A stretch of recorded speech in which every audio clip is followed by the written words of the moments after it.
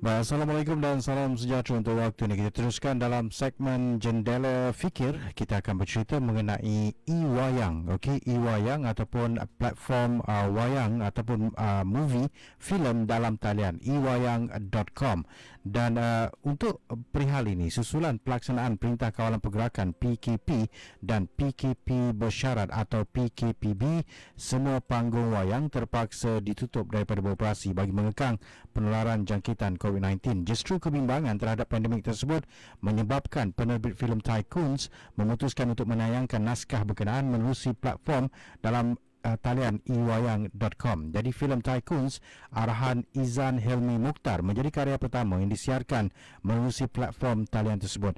Bersama-sama kita di talian ketika ini ialah pengarahnya sendiri, iaitu Izan Helmi Mukhtar bagi filem Tycoons, membincangkan amalan baharu atau new normal dalam kalangan penonton ketika ini. Assalamualaikum, salam sejahtera Izan. Waalaikumsalam warahmatullahi. Baik, terima kasih untuk kelapangan masa bersama dengan kami di Bernama Radio. Baik. Terima kasih.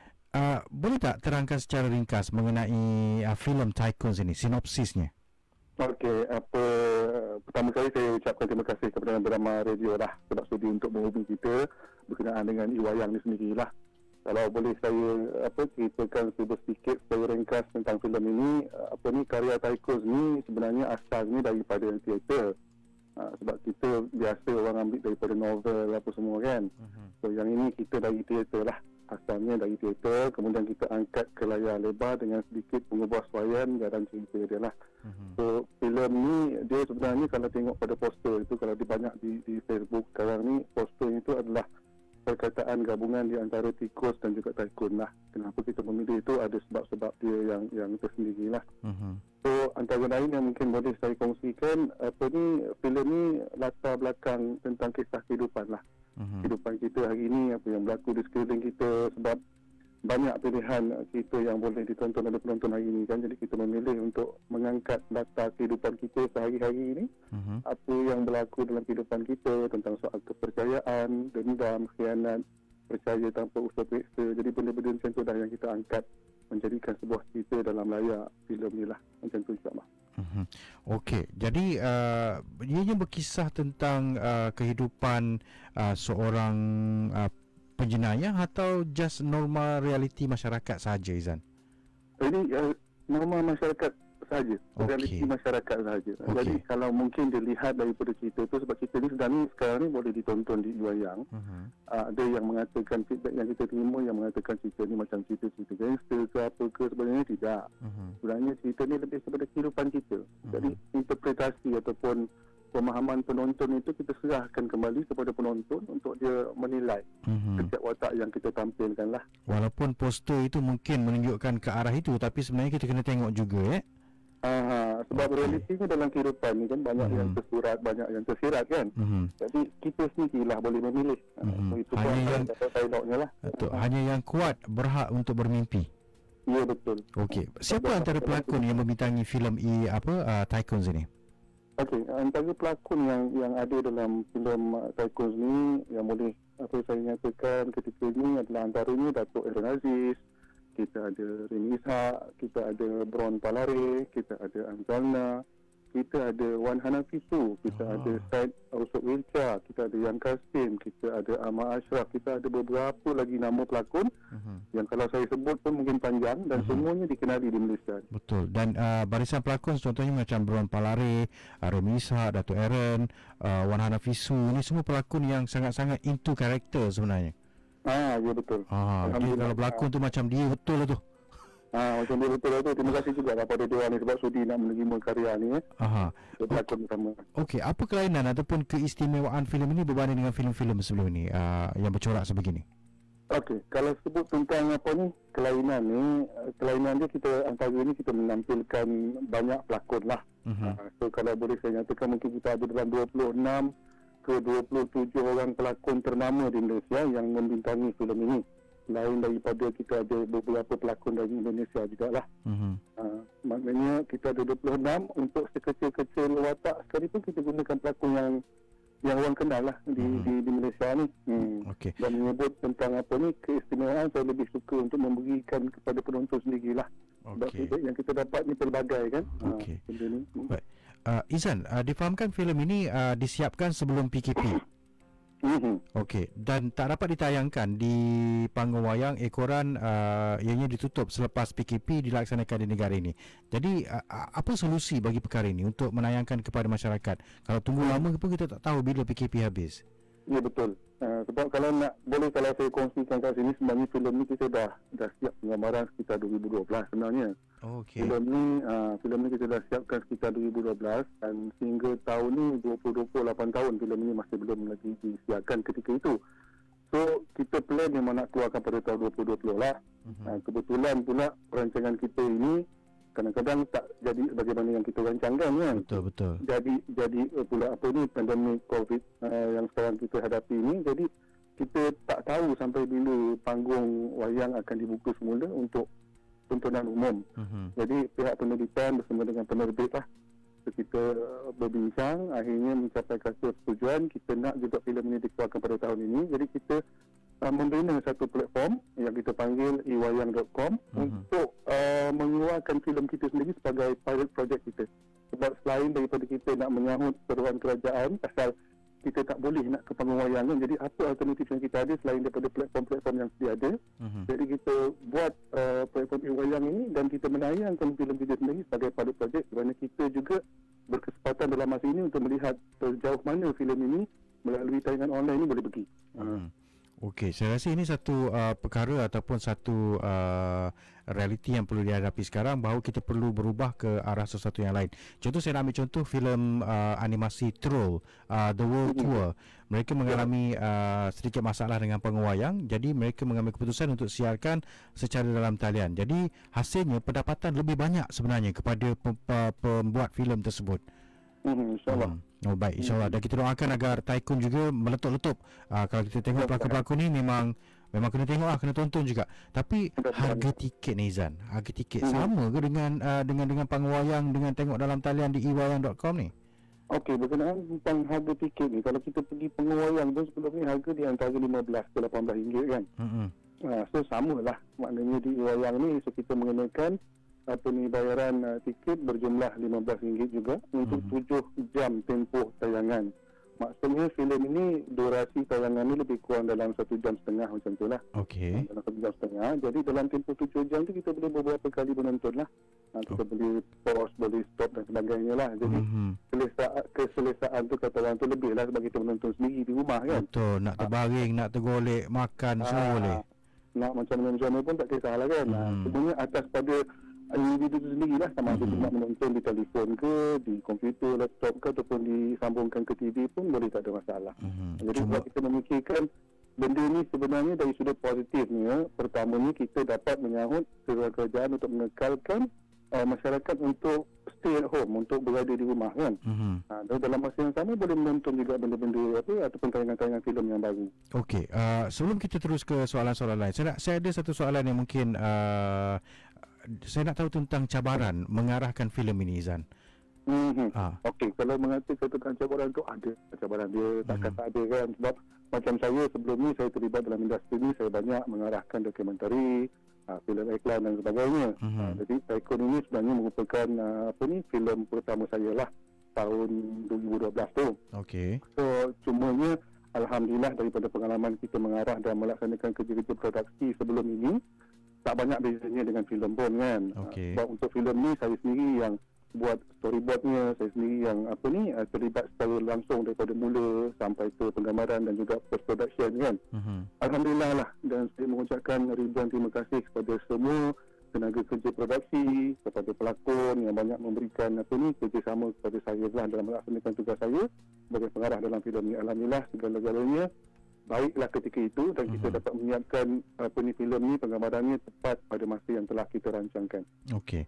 Kenapa mengambil masa 8 tahun Izan untuk ditayangkan? Siap 2012 tapi mengambil keputusan untuk siarkan pada tahun 2020. Sekali 2020 kena pula COVID-19. Kan, itulah. Bila kita bercakap tentang buat filem ni, dia kerja-kerja buat filem ni tak banyak sikit macam mana pun, dia pangkal utama dia adalah perniagaan kan. Jadi dalam perniagaan ni kadang-kadang kita ada masa kita baik, ada masa kita kurang baik kan. Jadi kita melalui beberapa proses dalam perniagaan itu, jatuh bangun dan sebagainya. Jadi ambil masa dalam mana kita mengumpulkan modal kita semula lah, sedikit demi sedikit untuk kita nak menyiapkan filem ni lah. Okey, bagaimana dengan sambutan penonton setakat ni? Setakat ni Alhamdulillah, untuk pengetahuan kalau boleh saya kongsikan ketika ni, untuk tayangan di iwayang.com ni, yang paling saya gembira adalah kita berjaya menembusi pasaran luar dari negara kita sendiri. Okey. Sebab kita platform online kan, jadi Alhamdulillah kita telah dapat ditonton di USA.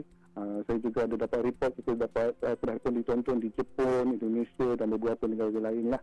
Jadi saya melihatkan platform sebegini sebenarnya untuk new norm ni ataupun norma baharu ni, dia sebenarnya ada benda yang positif yang boleh kita lihat. Sebab kalau mungkin di pawagam kita di lingkungan negara kita saja, tapi melalui platform ini kita berkemampuan ataupun dapat filem kita ditonton oleh orang-orang luar daripada negara kita lah. So, sekaligus kata orang tu, dapatlah kita membawa filem ataupun hasil karya tempatan ini keluar negara. Walaupun mungkin dia bukan dalam skala yang besar, tapi ada beberapa penonton dari beberapa negara yang telah menonton filem. Berapa lama filem Tycoon ini akan diletakkan di iwayang.com? Selama-lamanya, bila masa orang nak tengok boleh pilih ke macam mana? Untuk masa ni kita letak dalam tempoh beberapa bulan lah. Okey. Dan memandangkan ini adalah platform kita sendiri, itu penerbitan sendiri, penerbit sendiri punya platform. Jadi kita letakkan filem ini dalam tempoh beberapa bulan. Sebab promosi pun kita masih sedang jalankan, sebab tak ramai lagi juga pun yang tahu, tapi ramai juga yang dah tahu kan. Kita masih giat lagi menjalankan promosi lah untuk nak memberitahu orang bahawasanya wujud sebuah platform online selain daripada yang sedia ada ketika ini, iaitu iwayang.com yang menyiarkan filem-filem ataupun karya-karya tempatan. Dan kita juga dalam beberapa ketika ni dah menerima permintaan daripada pengkarya-pengkarya tempatan yang ingin menggunakan platform kita iwayang.com untuk menayangkan filem-filem mereka atas beberapa sebab yang mungkin tak dapat disiarkan di pawagam dan sebagainya lah. Jadi ini satu peluang yang baru juga untuk penggiat filem yang lain yang ada filem tertangguh daripada tayangan di pawagam. Dia saya betul. Okay. Dan itu antara objektif utama mengapa kita wujudkan iwayang.com ni lah. Baik, Izan, berdasarkan sambutan yang diterima, adakah pihak produksi bercadang untuk menerbitkan lebih banyak filem untuk ditayangkan secara dalam talian selepas ini? InsyaAllah ada perancangan itu dengan pihak penerbit. Kita mungkin akan menerbitkan beberapa filem selepas ini, dan juga dalam masa yang sama kita juga membuka peluang lah kepada pengkarya tempatan untuk menggunakan platform yang telah pun kita bina ni, insyaAllah. Okey, baik. Kalau kita lihat kepada platform filem dalam talian, kalau kita tengok Netflix, iFlix, dah banyak lagi platform dalam talian ni semakin meningkat. Adakah pihak produksi dan juga Izan sebagai pengarah melihat pasaran wayang secara dalam talian di Malaysia ni akan mengatasi jumlah penonton di panggung wayang sendiri? Kalau ya, kenapa? Kalau tak, mengapa?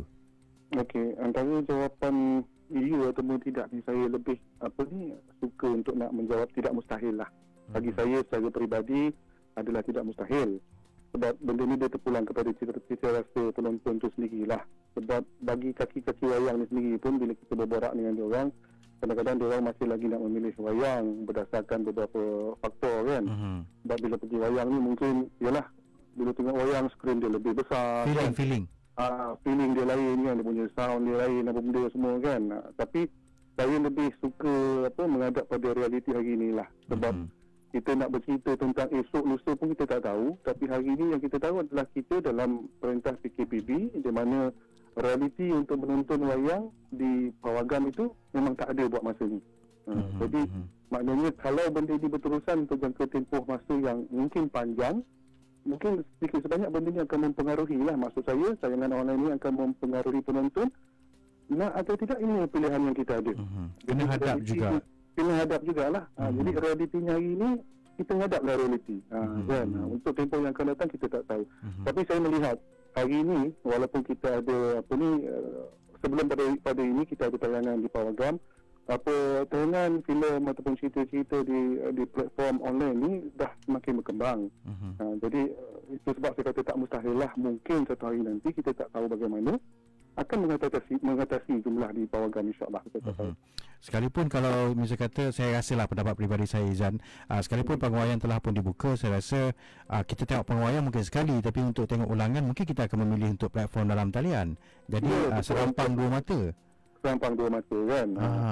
Bagi kat pawagam mungkin nak dapatkan tool sebenar dia kan.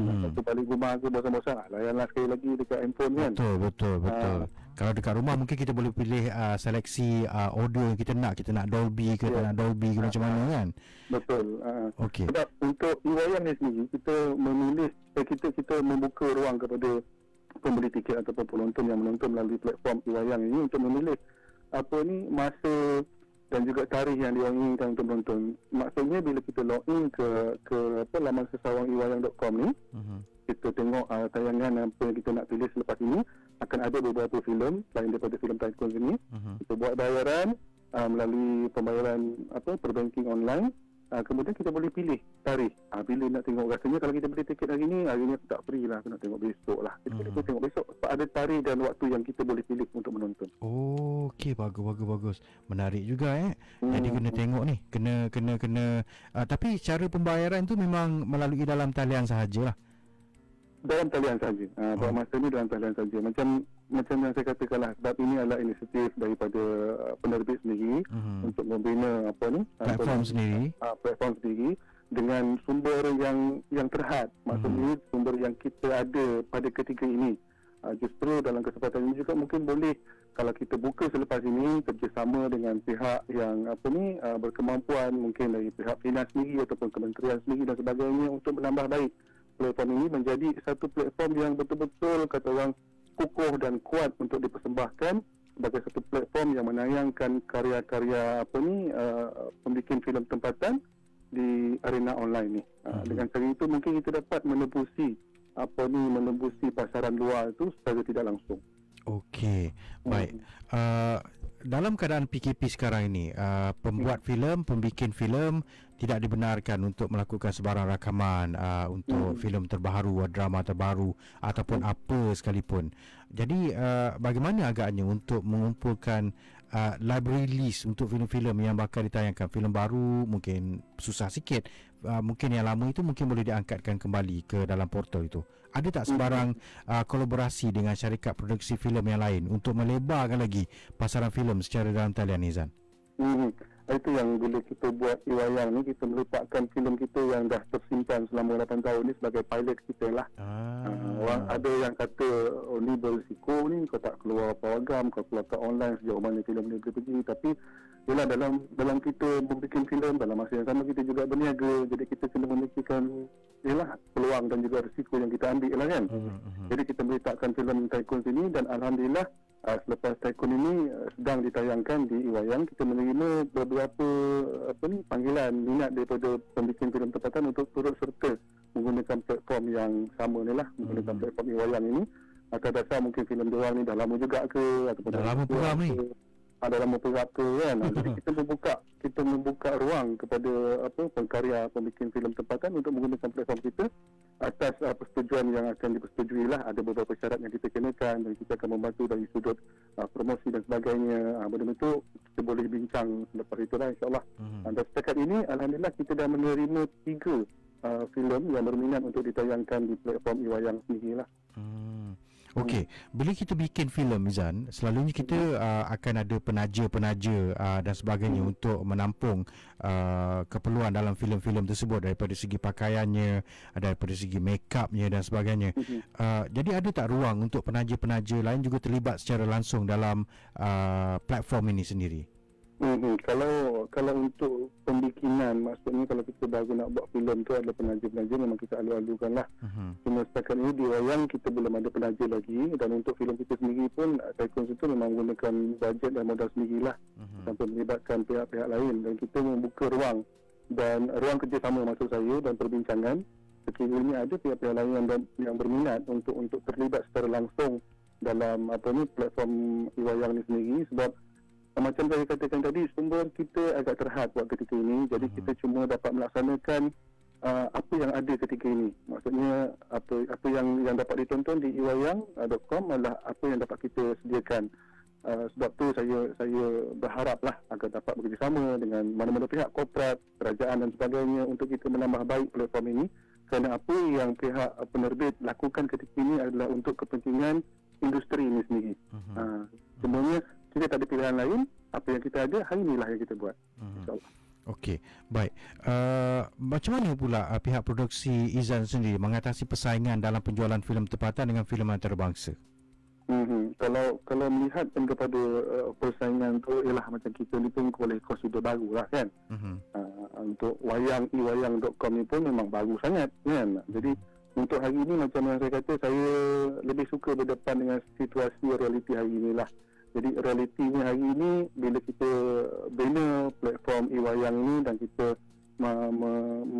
mempertontonkan filem keluaran kita sendiri, pertamanya adalah kita nak membuka mata masyarakat bahawasanya industri ini berkembang dan sedang berkembang. Maknanya orang-orang dalam industri ini bukan hanya duduk dan menunggu apa yang diberikan, tetapi kita yang harus bertindak untuk memberikan sesuatu kepada umum. Jadi hari ini saya melihat lebih kepada menumpukan pada survival tenaga kerja di belakang tabir sendirilah. Sebab hari ini banyak yang kita dengar isu diorang masih belum lagi dapat melaksanakan kerja-kerja di lapangan untuk melakukan penggambaran dan sebagainya kan. Kalau ada pun selepas ini dengan SOP yang tertentu kan. So kita menerima baik penggunaan SOP tersebut, tapi dalam masa yang sama hari ini kita nak benda tu agar dapat dipercepatkan supaya tenaga kerja di belakang tabir ini dapat melangsungkan kerja-kerja mereka dan secara langsung dapat meneruskan kehidupan mereka seperti biasalah kan. Sebab soal mengatasi ataupun tidak ini bagi kami di iwayang.com, kami terlalu kecil buat ketika ini kerana kami baru saja bermula kan, dengan sumber yang terhad dan tanpa ada penglibatan daripada pihak kerajaan, Finas, Kementerian Komunikasi dan sebagainya. Mungkin impian untuk berkembang itu mengambil masa yang lebih panjang kan. So kita lihat selepas ini bagaimana sekiranya ada ruang untuk kita bekerjasama dengan pihak pemerintah, pihak kerajaan dan sebagainya, agar cita-cita untuk memperkembangkan iwayang ini dapat dilaksanakan seterusnya. Penglibatan bukan hanya kepada iwayang sendiri, tapi perkembangan industri itu secara umumnya lah. Okey. Baik, harapan Izan lah untuk memajukan lagi industri filem negara ini ke peringkat antarabangsa. Apa yang perlu kita lakukan? Apa yang pembikin filem kita perlu fahami dan jelas tentang hala tuju pembikin filem negara kita? Tak naklah kita stick dengan satu genre yang sama, satu filem yang hantu, rempit. Kita nak berubah ke arah yang lebih membina masyarakat itu sendiri, Izan. Sebab benda ni dia bergantung kepada pembikin filem tu sendirilah. Tapi rata-ratanya kalau kita tanyakan sesiapa pun yang nak buat filem, pertamanya adalah mereka nakkan pulangan yang baik, penerimaan yang baik dan semua yang positif lah. Tetapi kita sendiri harus melihat industri kita itu secara keseluruhan. Sebab perkembangan satu-satu industri itu bukan hanya pada final product saja kan. Ini melibatkan daripada kerja daripada bermula awal, daripada bawah, daripada sekecil-kecil jawatan sampai yang sebesar-besar jawatan yang ada dalam production ni. So macam saya katakan tadilah, untuk kita sebagai pembikin filem independen ataupun secara sendiri ini, kita tak mampu untuk nak menepusi pasaran luar dengan kita sendiri saja tanpa ada penglibatan daripada pihak kerajaan. Sebab nak menjadikan realitinya mesti kena ada kerjasama dengan sumber yang lebih terbuka kan. Dengan sumber yang terhad, maksud saya di sini sumber yang terhad tu bukan dari segi financial saja, dari segi kontak, dari segi kenalan dan sebagainya kan. Perlulah ada kerjasama dengan pihak yang berwajib, yang lebih maklum tentang bagaimana untuk menebusi sesebuah karya itu ke peringkat yang lebih tinggi. Namun apa yang saya lihat melalui platform yang kita bina ini, iwayang, sedikit sebanyak ianya telah membuka ruang secara tidak langsung untuk karya di Malaysia ini menembusi pasaran luar.